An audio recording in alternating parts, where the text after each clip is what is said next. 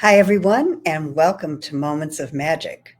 We have an interesting topic that we were discussing before, Before what? Wait, before our everything. our moment of magic this week is actually sort of a more like an aha moment, as we were discussing uh, the permutations of operating in a business sense, um, and also in a spiritual sense, operating a spiritual business, I guess. And Jean has a theory called sacred reciprocity, which she had a lovely explanation for, which sort of solved the problem that we were talking about, which was kind of a magical moment. So we were talking about kind of how you do business as a sacred, as a person who works in the spiritual realm or works in a realm that's not strictly business. And we and what I think our thread was that all businesses should begin operating in a sacred way, because and that if that happened, then we'd be a lot better off. So what so we started talking about it, and I thought, well, there's a concept in Peru called Aini, which means sacred reciprocity. And what it is it's about really not taking anything from someone without giving back, not taking anything from the earth without giving back something, not maybe asking your neighbor for help and feeling free to ask your neighbor for help. And the next day, the neighbor will give you the help that you'll give that neighbor the help that they need. So you're never alone in anything. And you're also always aware that if you receive something from someone, you give something back. And so and in this season of giving and receiving, I thought it was particularly appropriate because it's a concept that really includes community. It's an inclusive concept. It's a concept of sharing. It's a concept of um, really being conscious of what you take, and not just taking, but giving back. So I felt like it was a really interesting uh, concept to bring up. And actually, tomorrow being the solstice, it's also a good time to consider, how do I want to give back? How do I want to live my life in that sacred way of giving and receiving, of opening the flow to receive, but also giving back? So I don't know if you have anything to add to that, but I thought it was particularly appropriate for this time of year.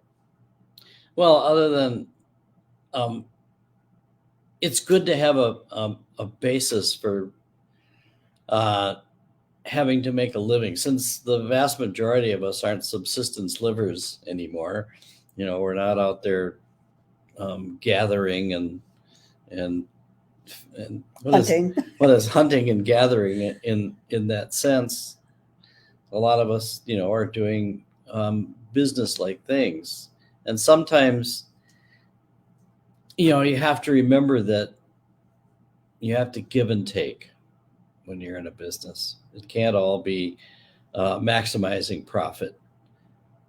And so it was more of like, it was another aha moment, because you do think about that. You do Yes. think about how you're gonna make your living. And then, fortunately, we got a We question. also have a question from a reader, which I'm very excited about. So I'm going to read the question. It is, and this is from Lisa in Chicago. Have you ever used a crystal that was not there? Like either a crystal you saw in a dream or a crystal you have, but that's not with you at the time. Like you've embodied the crystal and can access its energy even when it's not with you.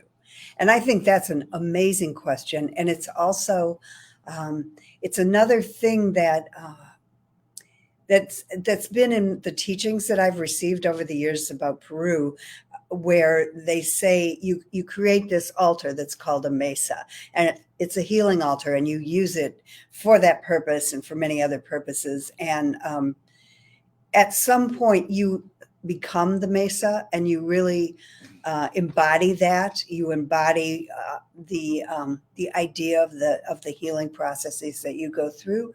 So I think it's the same with the crystal. At a certain point, you embody the energy that is the crystal. You are crystalline energy, and so you don't really need the crystal. You can transmit the energy or use the energy of the crystal because you do carry it with you.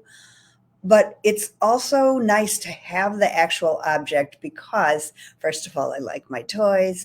But other than that, it does amplify energy. The actual physical crystal will amplify energy. So while you carry that energy inside of you, it is nice to have the tool as well. And you had some thoughts on that as well. And thank you for the question.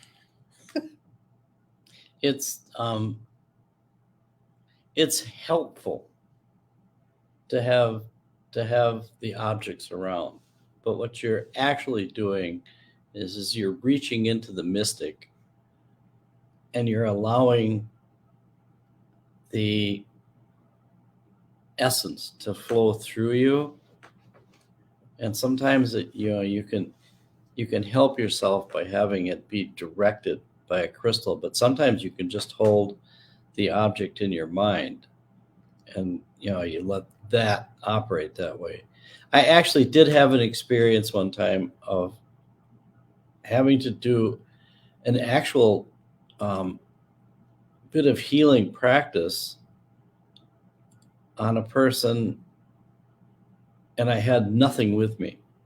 I had no tools of any kind, and so I had to like conjure in my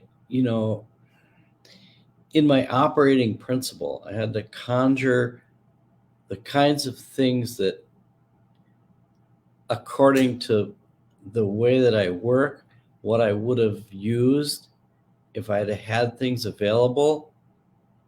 And then I went out and I found proxies. We do a lot of distance healing work using something called proxies, which like is a symbol of the person or the set that we're working on.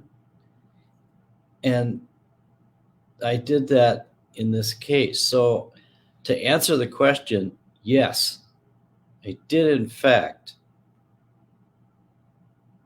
work on somebody, on a person, without actually having any of my tools along, and without Hi, Lisa.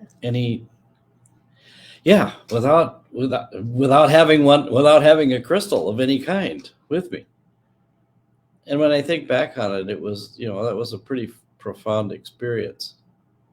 There's a whole long story about it, but we can't actually go into it in a moment of magic. So yeah.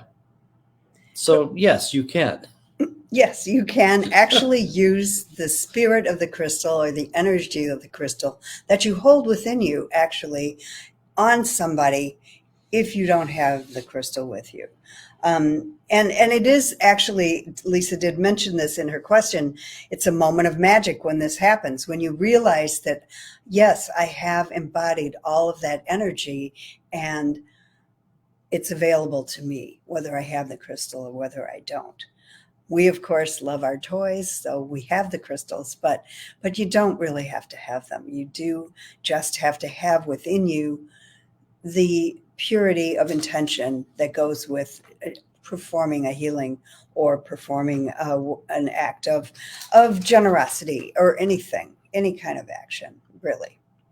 So as you can hear, that question was a little bit of a moment of magic for us, because it started all kinds of explanations and discussion and going, yes. which is, that's when you ask a question, it changes everything. Yes. The questions are the proof of relativity. You ask a question about something and it completely changes it, and it adds stuff and subtracts stuff, and it makes the whole conversation more interesting and more detailed and a little deeper. So thank you, Lisa. And very transformative. And Merry Christmas. Yes.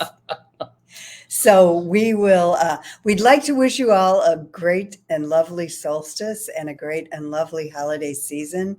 We will be back next Wednesday for another moment of magic, which I think he already knows about. I don't know. So it might be magical for me too. Anyway, we wish you all a beautiful and wonderful, warm, loving holiday. And did you have something to say? And don't panic. It'll start getting light again soon. Yes, it starts getting light. Thank you all. Thank you all for listening. And we will see you next week at 7 p.m. on Wednesday. Bye-bye.